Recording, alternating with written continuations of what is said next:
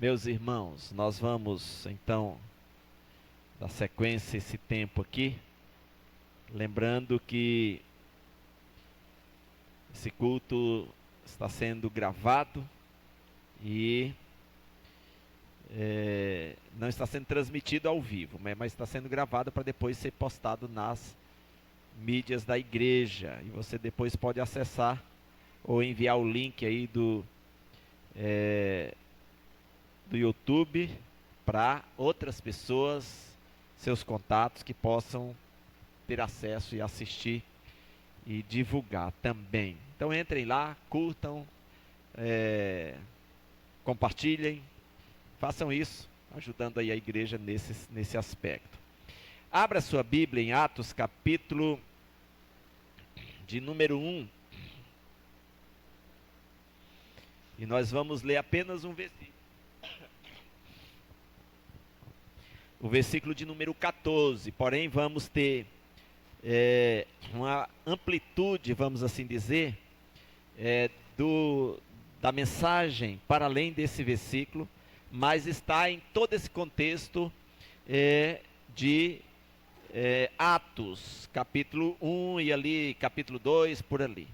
Obviamente que vai ampliar para outras passagens das Escrituras, fazendo aplicação para os nossos dias, mas está dentro do contexto. Então, Atos capítulo 1, verso 14, nós vamos fazer esta leitura, e eu quero que você, que esteja aí, consiga enxergar aqui no telão, possa acompanhar, lendo também a uma só voz. Vamos fazer isso de maneira bem coesa, vamos assim dizer. Versículo 14 de Atos capítulo 1, todos aí já estão tendo acesso, né, ao conteúdo. Vamos então? Todos estes perseveravam unânimes em oração com as mulheres, com Maria, mãe de Jesus, e com os irmãos dele. Ok? Todos estes perseveravam unânimes em oração.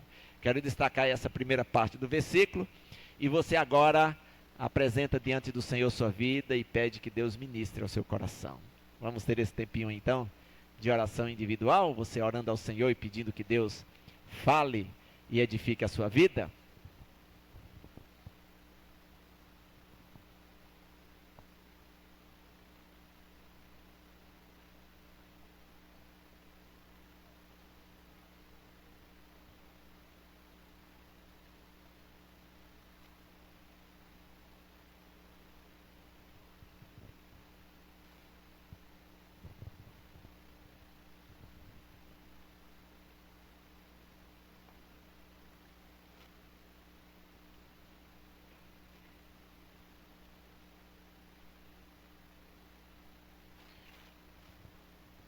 Senhor, eu quero junto com os meus irmãos ser edificado nessa noite, e que a gente tenha a sensibilidade de compreender o que a palavra do Senhor tem a dizer para nós. Que os nossos ouvidos não estejam resistentes à penetração da voz do Senhor em nosso coração, mas que possamos ser edificados e fortalecidos, ouvindo o Senhor cada oração feita nesse lugar, nesse momento. Em nome do amado Jesus, assim nós oramos. Amém.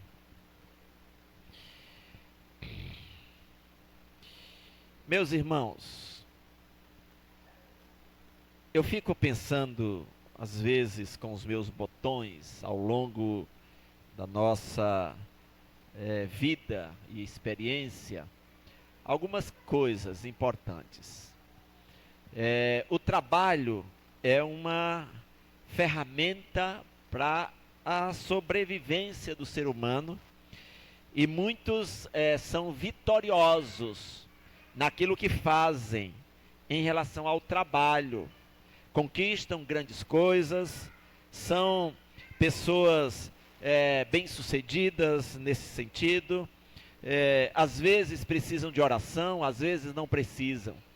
Outros não são bem-sucedidos na vida financeira ou coisas desse tipo, mas são prósperas e vitoriosas em outros aspectos da vida. e inclusive mais importante, né? E uma delas é exatamente na vida de comunhão com Deus, na vida de intimidade com Deus, e eu queria pensar exatamente com vocês sobre isso. Nós vivemos dias hoje tão intensos de divulgação, de mídia, de propostas das mais diversas para uma vida, às vezes, de superficialidade. Muitos estão entrando exatamente nessa direção e têm dificuldade de ter uma vida de comunhão e de profundidade com o Senhor. Então, pensando exatamente durante a semana, outras experiências vivenciadas, né, de visitas, enfim, de que conversas, assistindo vídeos, né, eu até salvei aqui um vídeo do John Piper para eu assistir novamente, sobre a questão da oração. Estou lendo também um livro pela segunda vez, do Bill Hybels, chamado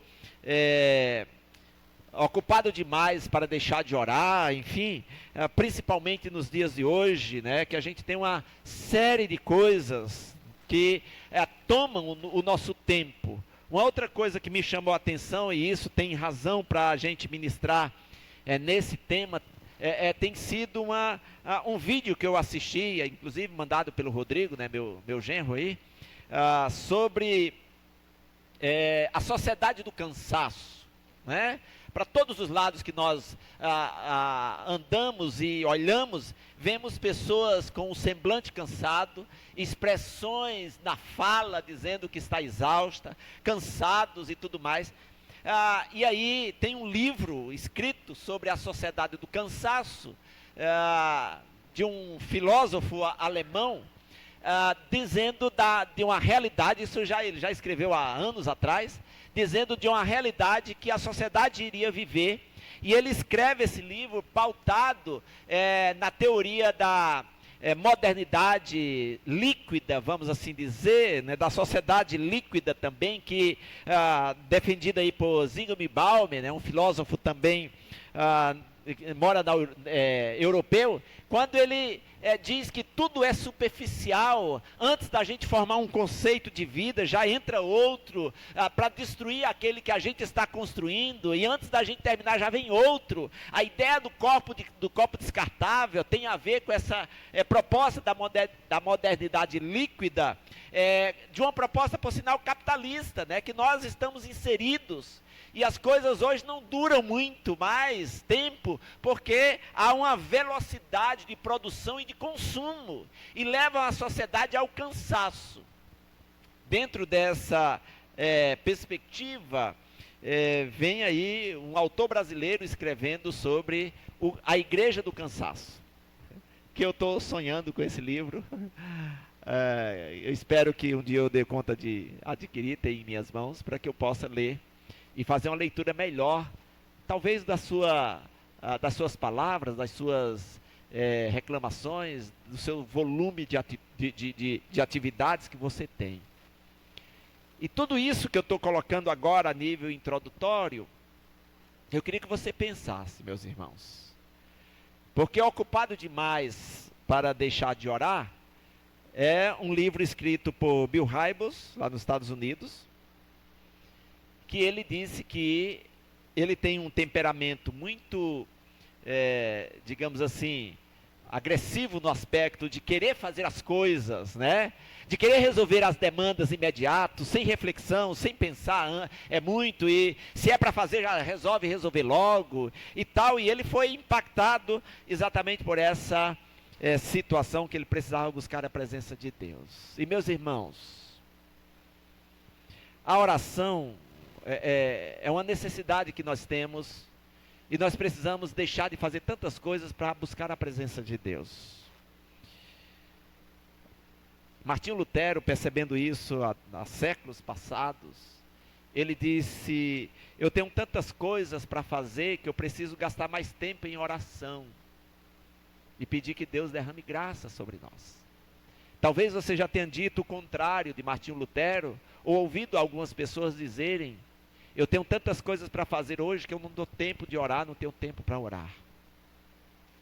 Eu queria chamar a atenção de você sobre isso, porque isso aqui é nadar contra a maré. É brigar contra essa sociedade do urgente, da tirania do urgente. Sabe que a gente precisa pensar exatamente isso.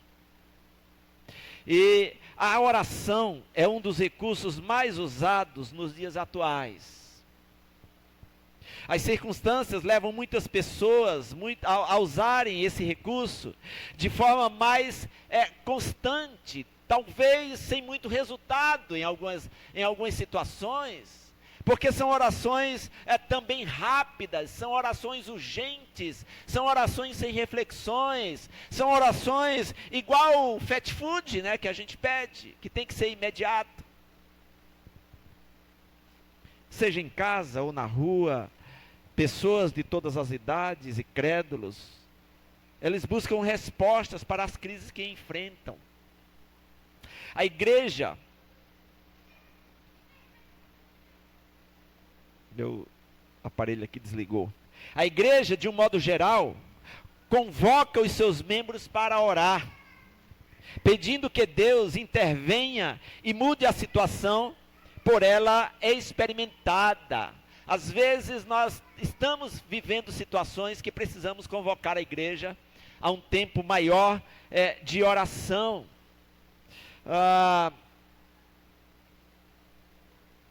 Ao observarmos o que diz as Escrituras, a oração não consiste de apenas um ato religioso, mas uma ordem, um mandamento do Senhor, sendo esta a nossa primeira lição a refletirmos nessa noite. Então, oração não é apenas um ato religioso. Eu vou orar porque eu preciso orar, senão as pessoas vão dizer que eu não sou crente, né? Ou eu vou orar porque dizem que se a gente orar, Deus resolve o nosso problema. Eu preciso orar porque se eu não orar, eu acho que está faltando alguma coisa. Mas será que a gente ora pensando, entendendo que eu oro porque é um mandamento das Escrituras? Eu não posso deixar de orar, porque se eu deixar de orar, eu estou em pecado.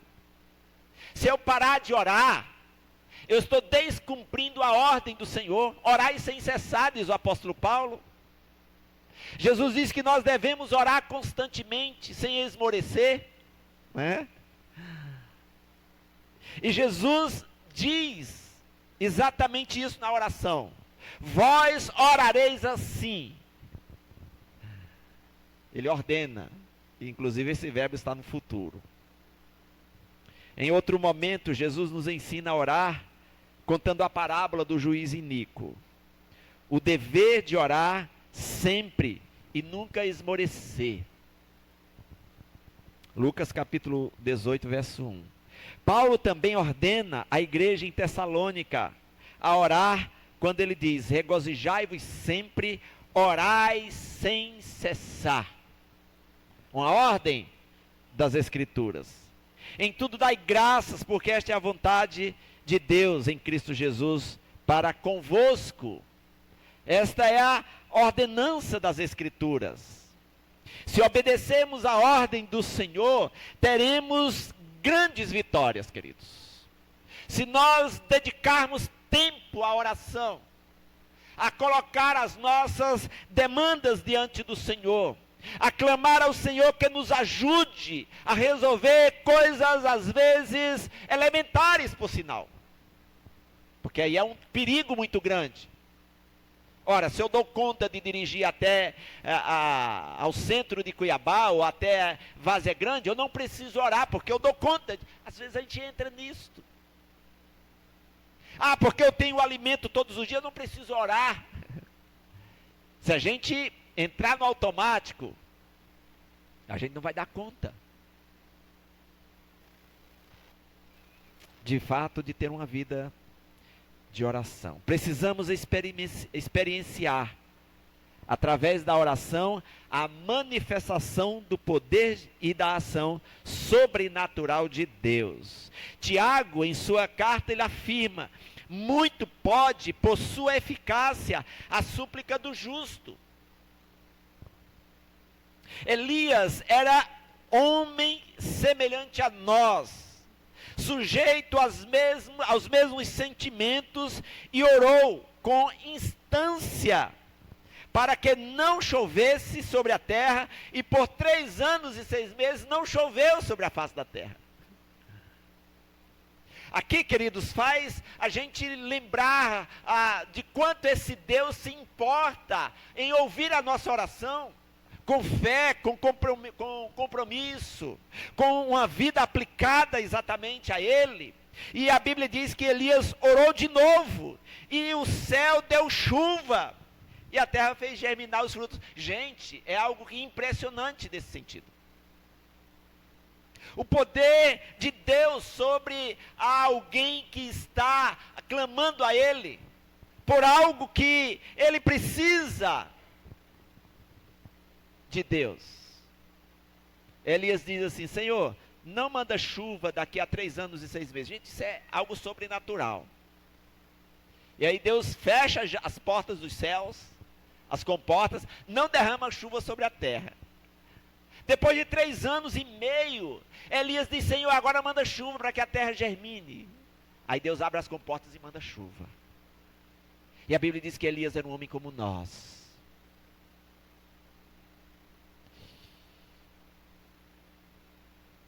Eu fiquei pensando nessa postura desse servo de Deus, desse profeta do Senhor. Porque, meus irmãos, Deus pode ouvir a oração de um justo. Deus pode fazer infinitamente mais do que aquilo que a gente pede. Lucas registra um episódio da igreja em oração. Ele afirma: tendo eles orado, tremeu o lugar onde eles estavam reunidos.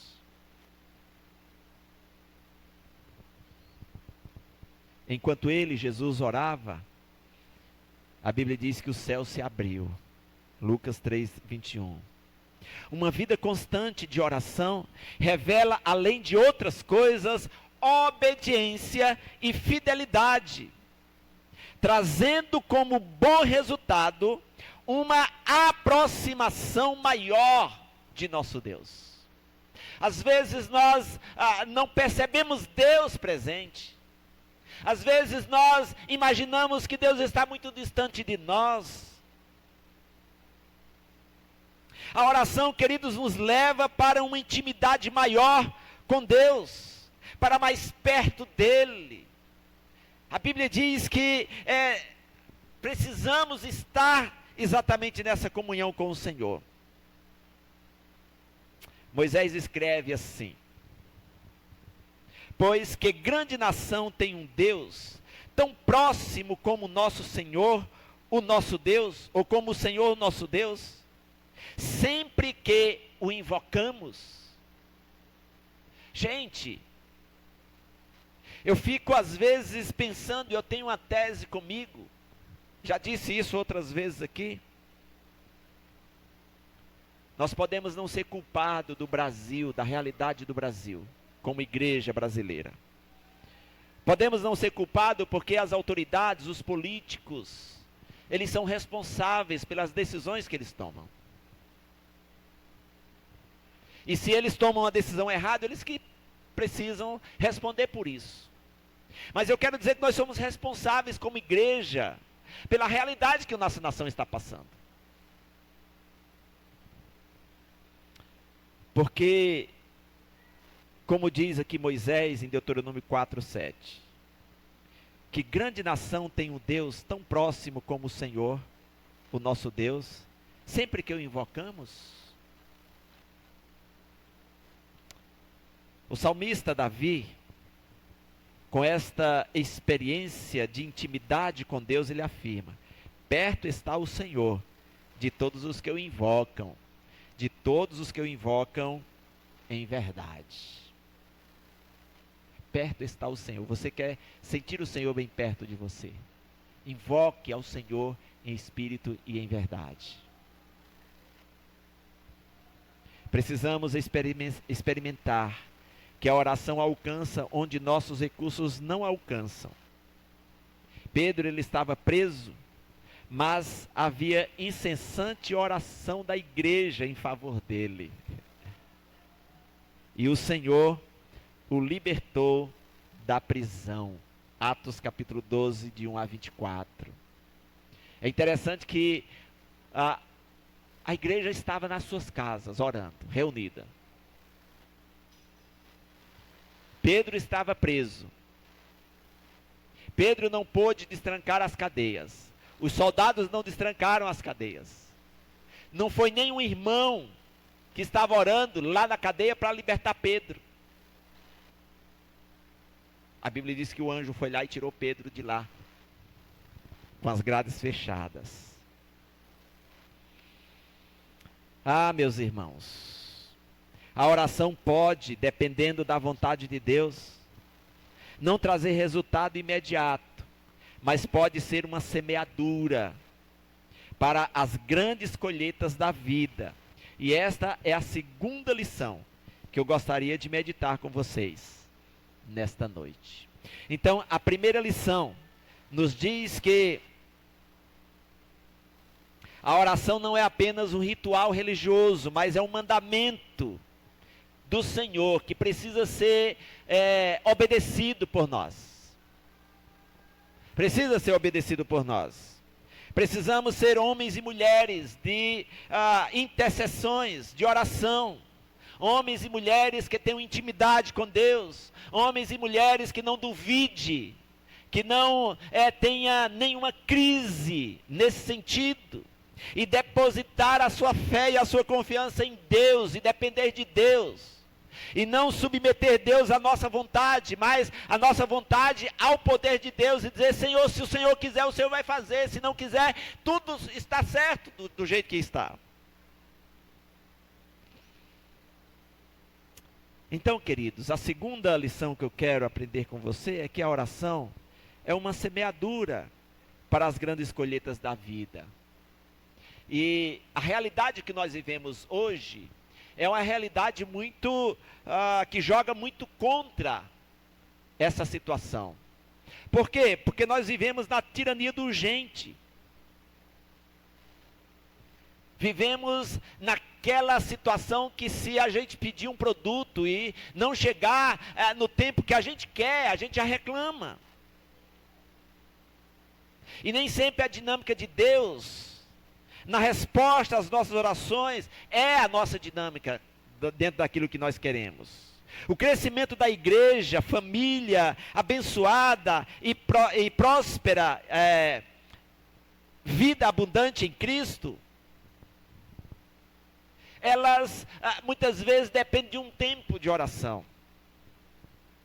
Salmo 126 diz, os que com lágrimas semeiam, com júbilo ceifarão. Quem sai andando e chorando enquanto semeia, voltará com júbilo, trazendo os seus feixes. Às vezes nós precisamos orar e esperar no Senhor. Todo cristão deve ter alianças firmadas com princípios e propósitos. Às vezes, queridos, nós não temos a resposta das nossas orações, porque nós paramos de orar. Às vezes, são lutas e batalhas que precisamos vencer e superar. Às vezes, desejamos coisas hoje que Deus não nos dá, porque não temos condições de administrar o que nós queremos. E nós precisamos ter uma aliança com Deus, um pacto de uma vida de comunhão e de oração. Devemos ter compromisso de fidelidade em rotina de oração. A oração deve ser feita em particular e individualmente. Irmãos, aqui é uma coisa importante que eu quero dizer para você. A igreja tem um programa de oração todas as quartas-feiras e na primeira semana de cada mês, a semana inteira, de segunda a sexta. Esta é uma atividade coletiva para a igreja, que os irmãos devem participar. Mas antes disso, a sua vida individual de oração deve existir. sem abrir mão, sem negociar, sem trocar por outra atividade. A gente precisa separar tempo para orar. A oração deve ser feita em particular e individualmente. Jesus nos ensina a orarmos individualmente. Ele diz: mas quando você orar, vá para o seu quarto, feche a porta e ore a seu pai, que está em secreto. E teu pai que te vê em secreto, te recompensará. Tem situações, queridos, que é batalha minha com Deus, não é de ninguém. Tem situações que é você e o Senhor que precisa resolver. Tem algumas coisas que a gente precisa divulgar para os irmãos e pedir apoio em oração. Mas algumas questões a gente precisa aceitar e confiar no Senhor, que vai resolver a nossa demanda. Da mesma forma que devemos ter um compromisso de orar sozinhos, é de suma importância nos reunirmos para orar com o nosso irmão. Também tem essa questão da oração de 2 a 2, né? Uma pessoa, um parceiro, né, de oração, um irmão, um amigo que está ali para te apoiar em oração. É importante e necessária ser feita também em comunidade. Em Atos 4:31 afirma: depois de orarem, tremeu o lugar em que estavam reunidos. Todos ficaram cheios do Espírito Santo e anunciavam corajosamente a palavra de Deus. Como resposta de oração, precisamos nos unir em oração para cumprirmos a missão da igreja. E aqui nós já ministramos há alguns domingos atrás, que se a gente se aplicar a uma vida de oração, de adoração, de ensino da palavra, perseverando nisso, Deus acrescentará aqueles que vão ser salvos.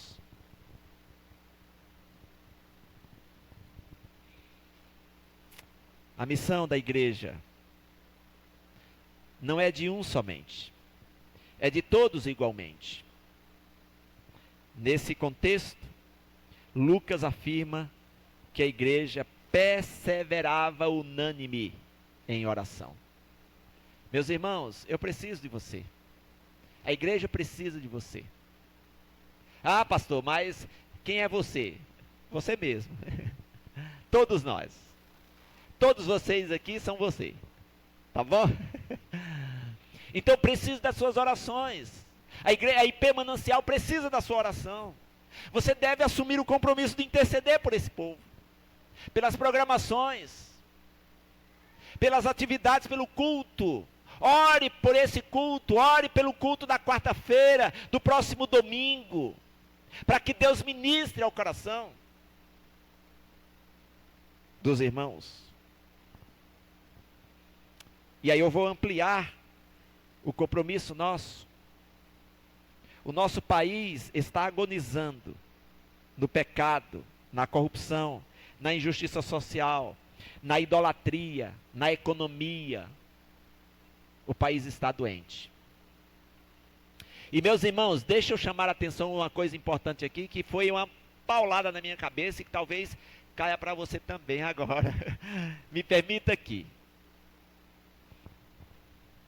A Camila Barros é uma pessoa que está aí nas mídias sociais, é uma missionária da Igreja Assembleia de Deus. Tem coisas que ela fala que eu não concordo, mas enfim, isso eu concordo. Nisso que ela disse que eu vou colocar aqui, eu concordo. Ela estava numa live com o deputado Nicolas Ferreira. E ela disse assim: nós precisamos orar por nossa nação. E nós precisamos orar por nossa nação, é interessante o que ela disse, não pedindo justiça. Não pedindo justiça para com os governantes que governam mal. Por quê? Porque se a gente pedir justiça, vai sobrar para a igreja. Porque a igreja também precisa se quebrantar diante do Senhor. E ela disse: olha, os profetas, e lembrou do profeta Daniel, que vira e mexe eu lembro também desse homem de Deus, Quando ali no cativeiro ele clamava ao Senhor: Senhor, a nós, ao Senhor pertence a justiça, e a nós o corá de vergonha, porque temos pecado contra o Senhor. Então não nos trate segundo a tua justiça, mas segundo a tua misericórdia. E ela disse: vamos deixar, a Camila disse, vamos deixar a vaidade, talvez os ranços dessas autoridades que não governam bem. Vamos quebrantar o nosso coração e pedir misericórdia para a nossa nação. E eu disse: eu preciso mudar a minha maneira de pensar para com algumas autoridades. Eu sei, meus irmãos, que não é fácil. Eu sei que você tem senso de justiça, eu também tenho. Eu sei que tem horas que dá vontade de pedir que Deus derrame fogo e consuma determinadas pessoas. Mas ela tem razão em dizer, se a gente pedir que Deus derrame justiça sobre o Brasil, vai sobrar para a igreja também. E nós, às vezes, não pensamos nisso. Nós achamos que somos dignos de ser livres de consequências do pecado dos outros. Nem sempre.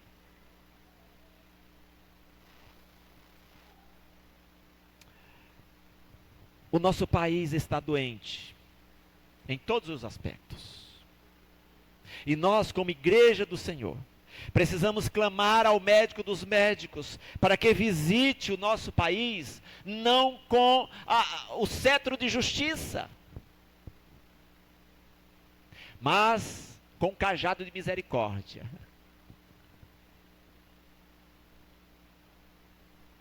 Jeremias fez isso, o profeta Jeremias. Daniel fez isso, o profeta Daniel fez isso. O apóstolo Paulo disse que nós devemos levantar mãos santas e interceder pelas autoridades. E se a gente for comparar as autoridades de hoje, do nosso país, com as autoridades do Império Romano no contexto do apóstolo Paulo, eles eram muito mais cruéis. Eram inimigos declarados da igreja do Senhor. O próprio apóstolo Paulo foi vítima do império. Mas ele escreve para Timóteo: levante mãos santas, interceda pedindo misericórdia pelas autoridades, para que a gente tenha vida boa e sossegada, vida mansa e sossegada. A oração é um recurso que podemos usar para pedirmos misericórdia sobre o nosso país. Olha só o que aqui diz 2 Crônica: se o meu povo, que se chama pelo meu nome, se humilhar e orar e buscar a minha face e se afastar dos seus maus caminhos, eu ouvirei dos céus, perdoarei os seus pecados e sararei a sua terra. Como igreja, temos o dever de clamar pelo país e pelas autoridades. É possível trocar orações egocêntricas por orações intercessórias. Eu exorto a todos, que todos nós adotemos como igreja, como nossa igreja, que nós adotemos a cidade de Cuiabá como a nossa filha de oração, estendendo o nosso clamor também pelo nosso país. Enquanto pensava nessa reflexão, lembrava também de que se você desejar adotar uma autoridade desse país para interceder por ela, fale comigo, diga. Eu estou pensando seriamente em adotar um para orar. Ele vai saber? Talvez não. Mas meus irmãos, eu acho que isso é produtivo. Pode ser que Deus não mude essa autoridade, mas Deus muda você quando você ora. Deus faz você pensar diferente. Deus vai olhar para você e ao invés de... E você vai perceber que você precisa olhar com o mesmo olhar que de repente Deus olha. Que o Senhor nos ajude para que sejamos fiéis e cresçamos como indivíduos e igreja no compromisso com a oração. Ah, meus irmãos, não tenho dúvida de que o tônico e a chave para o crescimento da igreja é uma agenda de oração perseverante. E esta é a nossa terceira lição que quero refletir com vocês nessa noite. Oração é uma chave para o crescimento espiritual e comunitário. E sabe, meus irmãos, aqui é uma batalha. Vida de oração é uma vida de batalha. Quanto mais a gente buscar a presença de Deus, mais situações vão surgir para a gente desistir de orar. Mas coragem. E tenhamos esse entendimento. Alguém já disse em outras palavras que nossas orações podem ser mais nobres e menos consumistas. Ou seja, orar mais pelos outros, orar mais pelo vizinho, pelo bairro, por problemas que não sejam os nossos. Eu me lembro de uma frase de uma cristã coreana que veio ao Brasil e disse assim: aqui eu percebi uma coisa, quando os irmãos brasileiros oram, eles oram primeiro por eles, primeiro pelo problema deles, primeiro pela situação da família, depois é que eles vão orar pelo outro, pelo vizinho, pela nação, ou coisa desse tipo. Ela disse, lá na Coreia, nós primeiro oramos pelo país, oramos pelas autoridades, para depois chegar a nós. Entendimento diferente.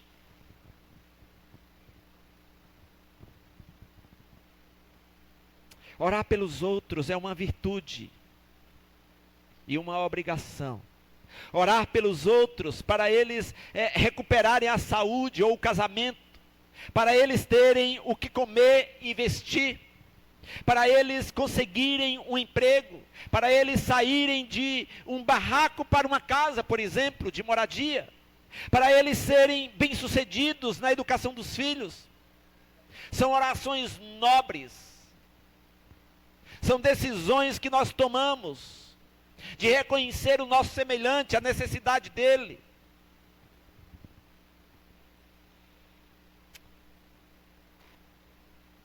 Nessas circunstâncias, somos intercessores, intercedemos em favor do outro e não em benefício próprio. Mas, porém, mais nobre ainda, é a oração em favor de um irmão que de repente acabou de cometer um pecado e que precisa da sua misericórdia e do seu perdão. E você dizer, Senhor, derrama graça sobre ele, para que ele arrependa-se e possa ser diferente. E aqui eu trago um relato de uma declaração do pastor Jeremias. Ele descreve a imagem de uma oração consumista. Ele afirma que o teto da nossa casa está cheio de orações consumistas, egoístas, egocêntricas, carnais, mundanas e escandalosas. Isso porque não chegaram até Deus, por não serem orações do tipo: venha o teu reino, faça a tua vontade.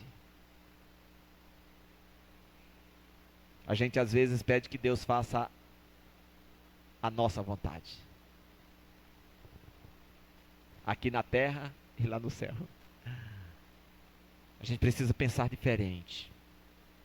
A gente precisa pedir que Deus faça a vontade dele em nossas vidas.